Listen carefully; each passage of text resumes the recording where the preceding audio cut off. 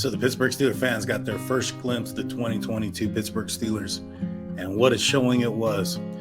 So this past Saturday, the Pittsburgh Steelers took on the Seattle Seahawks in Acrisure Stadium. Like I said, we got our first glimpse. We'll be going over a couple plays, some good ones, some bad ones, kind of talk about, what this means for the Pittsburgh Steelers, especially on these bad plays, and what we can anticipate, maybe some changes to help assist with these plays.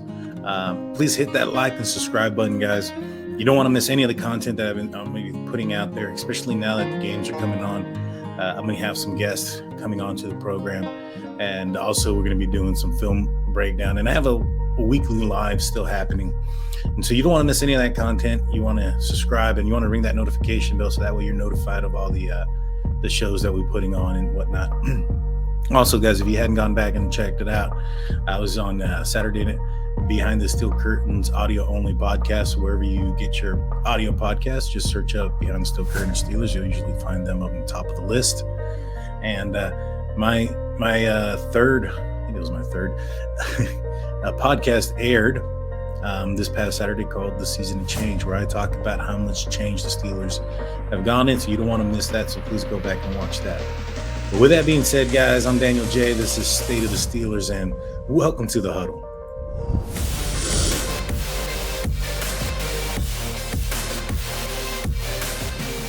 So the Pittsburgh Steelers finally played in a team that wasn't the Pittsburgh Steelers, and we got to watch it and see what, more or less, what we can kind of expect. Now, with what we saw, we have to keep in mind it was not the complete starters that were out there.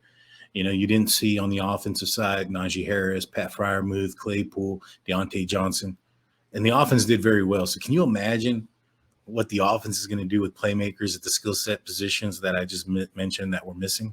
It's going to be amazing. The Pittsburgh Steelers are going to, I feel, are going to be a surprise team coming into 2022. And I know you guys and myself aren't going to be very surprised because of what we've seen so far and heard, but it's going to be a good year. But before we get into all the good stuff, let's get into first some bad things. Let's look at a couple of plays that draw some concern for me. Okay, so the first play, you're looking at, this is one of the big runs from the Seattle Seahawks. Right here, the Pittsburgh Steelers are in a dime defense. You can tell because they have two interior defensive linemen down. You have Wormley and Henry Mondu. You have Scott and you have Derek Tuska on the outside as the outside linebackers. Derek Tuska on the right, Scott on the left. And the inside here, you have Devin Bush and Robert Spillane. Now, what I had noticed a lot during this game was that the running game suffered significantly once Miles Jack was taken out of the game. Well, let's look at what happened here. First play real quick. So as the play develops, it's going off to the right. Right here, Robert Spillane is in charge of these two interior gaps. Let's go back to the beginning. So Robert Spillane is in charge of both the A gap on both sides of the center here. He's going to flow with the offensive line to the right, demonstrating that. Devin Bush is in charge of the B gap here and anything going out to the outside. The Steelers are running a blitz, I believe. You're going to see Arthur Mollett coming in from one of the defensive back positions.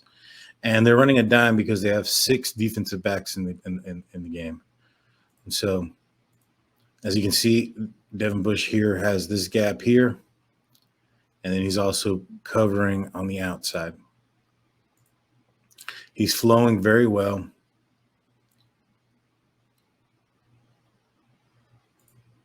Okay, let's rewind that. You know what? Let's play this a little bit slower. That way. Oops, wrong button.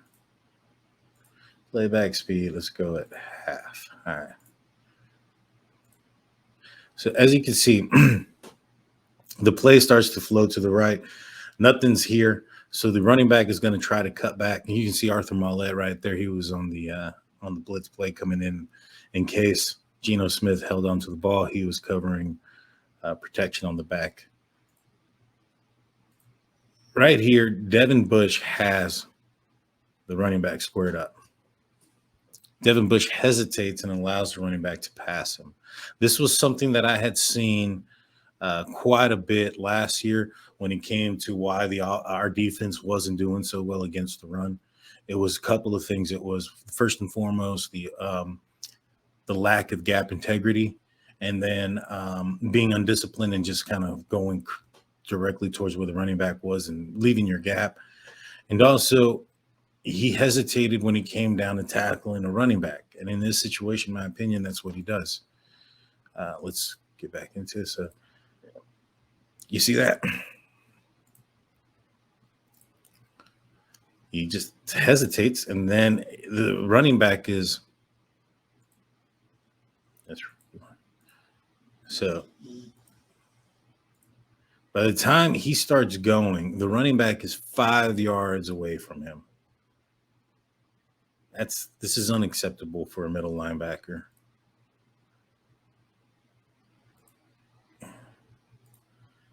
I just don't understand why the hesitation and why is he. It was very frustrating and obvious to see in this situation right here. I mean, let's go back 1 second. So, in my opinion, I think Devin Bush kind of over pursues a little bit right here as well. You see, if this running back tries to cut it down this hole, this is Robert Spillane's. That's his responsibility, and he is in perfect position for a tackle if the running back comes down here. In my opinion, Devin Bush needs to be a little bit further back and contain a little bit better. He's kind of, crashing in on Robert Spillane's area. And, he could be right here where the arrow is versus so much this way. But even at that, if he just lunges himself, he's close enough to make the tackle. He just hesitates and allows him to go around him. Unacceptable, in my opinion. Unacceptable. Now, for the next bad play, we only got 2, and we're going to go over some good ones, I promise, especially Kenny Pickett in the game-winning touchdown. So please stay tuned. We're going to watch that one as well. But one of the other big, concerns, from last year going into this year was the running game, and also, just pass protection and protection in general, especially coming from Kendrick Green. Now, I've been a big advocate of Kendrick Green, saying that he might win this battle between himself and Kevin Dotson just because of his mobility, the lack of the fact that he doesn't have to snap the ball anymore, things of that nature, that he's going to, he's a left guard naturally. Kendrick Green was on the right side. However, one of the things that was, big things about him, or small things about him, so to speak, is his size. You can't teach him to be bigger. And many times last season, he was just, overpowered by bigger defensive linemen. And in this clip, you're going to see something similar to that. He's not in the center position. He's in the left guard position. And so he's coming up a little bit too high, in my opinion, and he's letting the defensive lineman get underneath of him and push him back. Forces a quick throw by Mitchell Trubisky, which leads to a incompletion. But let's look at it. So let's get into it right here. So we have Kendrick Green, number 53, lined up here at the left guard position between Mason Cole and left tackle Dan Moore. And so let's kind of look at what happens. As you can see, he's getting bull rushed back, and then he just gets pushed away, causing this throw to go from Mitchell Trubisky to Kevin Radar, the tight end, to be a little bit quicker than expected. Ends up being an incompletion. The ball a little bit outside. It was a back shoulder pass. It could have been, a little bit tighter in. Maybe if he didn't have the pressure in his face, Mitchell Trubisky could throw a much more accurate ball. But we'll play this so you guys can see. He just pushes Kendrick Green right back into the backfield and pushes him away like a grown man playing a boy almost. And in my opinion, that's a bit of a concern. We need him to play a little bit more with technique and getting under the pads of the defensive lineman. He's going to be vertically challenged. He's going to have to use that to his advantage and get lower than the opposition. If he's going to stand straight up and allow the opposition to get beneath him, and he's going to be in for a world of trouble. And the quarterback for the Pittsburgh Steelers is going to be in a world of trouble as well. Now, with that being said, let's get into some good stuff. Let's see what the offensive line did good. So in this play right here, you have Dan Moore in left tackle, Kendrick Green in the left guard, Mason Cole at center, James Daniels at right guard, Chiefs core 4 at the right tackle, and little number 83 out here is Connor Hayward. And so let's play the play and we'll break it down as we watch it. It's going to be a handoff to McFarland. So right here, and one thing that I want to pause and show right away is you have the two new acquisitions in the interior alignment with Mason Cole and James Daniels, both helping out their nearby offensive line counterpart teammates. So you got Mason Cole assisting Kendrick Green with his block, and you have James Daniels assisting Okorafor. And then both of these guys are going to release and make contact and go to the second level. That is beautiful right there. Now, McFarland cuts out this way. I mean, you have the safety coming in. He could have gone straight out, but, you know, that's Monday morning quarterbacking. But what I'm wanting to show right here is you have hat on a hat and you have movement. Look at where James Daniels and Mason Cole are. They're 5 yards off the line of scrimmage. Everybody is off the line of scrimmage. Let's go back. You know, everybody has moved forward. Nobody's going backwards. Good run. Good play by James Daniels and Mason Cole, in my opinion. Not just getting to the next level, but also assisting with the block, you know, with the Kendrick Green and for Okorafor there. That is awesome to see doing that this early in this stage of their game. They're getting comfortable with each other. Good stuff to see. Good stuff to see. On this next play, this is the play against the Mitchell Trubisky touchdown pass. But one thing that you'll notice is that Mitch had a lot of time in that play, and I want to highlight the offensive line on what they were able to do during that play. And so let's get into it. So right here, you have the same lineup that's been playing. You have Hayward going out for a pass. You're going to see George Pickens come in across the do a shallow cross, and he's going to actually bring in the safety and bring in the cornerback and the linebacker. He's going to attract some attention, which is going to leave Gunner wide open. But check out this. Number 78. No, wait, I'm sorry. It's Okorafor, number 76. Check him out. Check this out. Nope, not going nowhere, sir. Boom. Love it. Love it. That is what I like to see. That is, you know, aggression. That is not allowing, you know, that is what you want to see in an offensive lineman for the Pittsburgh Steelers. So watch that again. Check that out. Boom.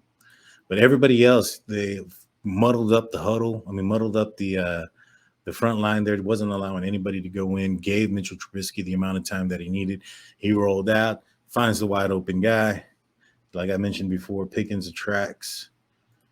You can't really see it in this angle, but as he's coming down, he starts to attract the defensive backs. He's already becoming a presence, and then just leaves Gunner wide open. Can't do it any better than that. So for the last play that I'm going to show you guys, this is going to be the touchdown pass to win the game. This is in the fourth quarter. Yes, I think that the touchdown or the result of the play being a touchdown probably had more to do with the receiver than the throw itself.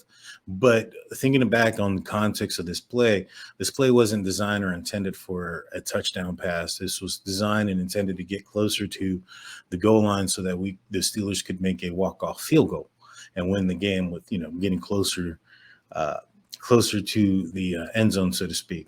Now, so with that being said, this was just to get closer. The play unraveled to be a better option, but let's look at what broke down and what Kenny Pickett was looking at and what he decided to do. So Kenny Pickett's in the shotgun formation. You have your tight end and two receivers out to the right, one receiver up to the top.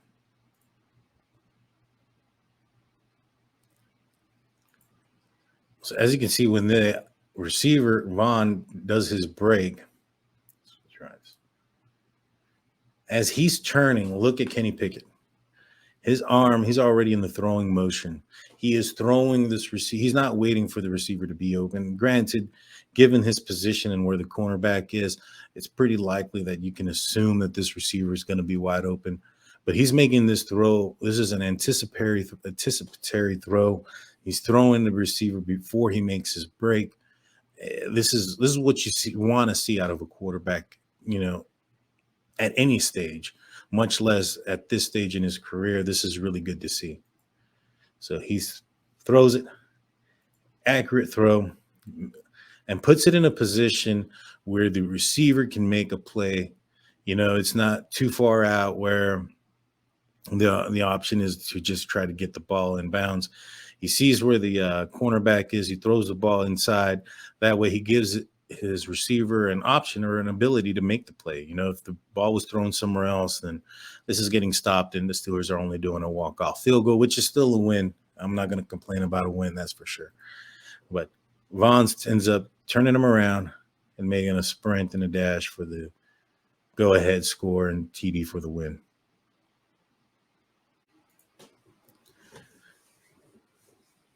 So, amazing stuff. I'm very impressed. Like I said, there's a few things that are out there that are a little bit concerning, mainly with Devin Bush and maybe Kendrick Green, just because you can't really teach size, but you can teach the ability to get under somebody. I mean, he's going to have a little bit more technique than that. His height should be an advantage for that. He should not be getting. There should not be anybody getting underneath Kendrick Green, in my opinion, just because of the fact that he's a 6'1" lineman. And so, with that being said, Devin Bush, that's concerning. That is extremely concerning for me. I don't put a lot of stock into as far as Robert Spillane goes, as far as how bad or how good he looked. He isn't the kind of guy that is the athletic kind of guy or middle linebacker that's athletic, they're going to make athletic plays.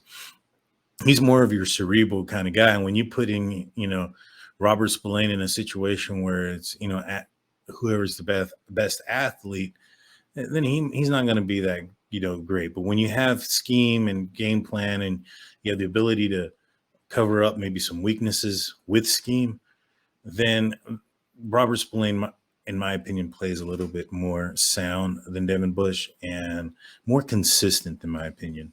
And so that play there is concerning because it's not because it's not something that we haven't seen before. This is something that I brought up, in an earlier breakdown against the Minnesota Vikings. Please go back and look for that episode. We talk about Devin Bush there, and I'm seeing the same thing. I'm really concerned. He came out earlier and he spoke about himself being a top 10, draft pick, and you can't keep that away from him. And what that means is he's not, to me at least, he's not buying what Tomlin is selling. So when you hear Juju Smith-Schuster talk about great nameless faces, and you hear all these other Tomlinisms that come out on a daily basis, or when you're talking to the players, right? And you hear about the standard being the standard. These are all things because these players are buying into what Tomlin is selling. Tomlin is not selling the comfort of knowing of your accomplishments in your collegiate career. Tomlin does not sell comfort. And for him to seek or be in the comfort that he was still a top 10 draft pick, in my opinion, that's a little bit concerning. And I think that's why Merle Hodge ripped into him the way he did, because I think he sees it as well, that Devin Bush is not buying into this program. And if that is the case, Omar Khan may need to do something to get Rohan Smith, or however you pronounce his name, I apologize, from the Chicago Bears on this team, pair up with Devin Bush under Brian Flores. That would be a dynamic defense to watch. Be amazing. So that's all I got for you guys today. I hope you guys enjoyed this type of breakdown. If you do, please hit that like and subscribe button. I intend on doing something like this every week or after every game. But with that being said, guys, I'm Daniel J. This is State of the Steelers. Peace.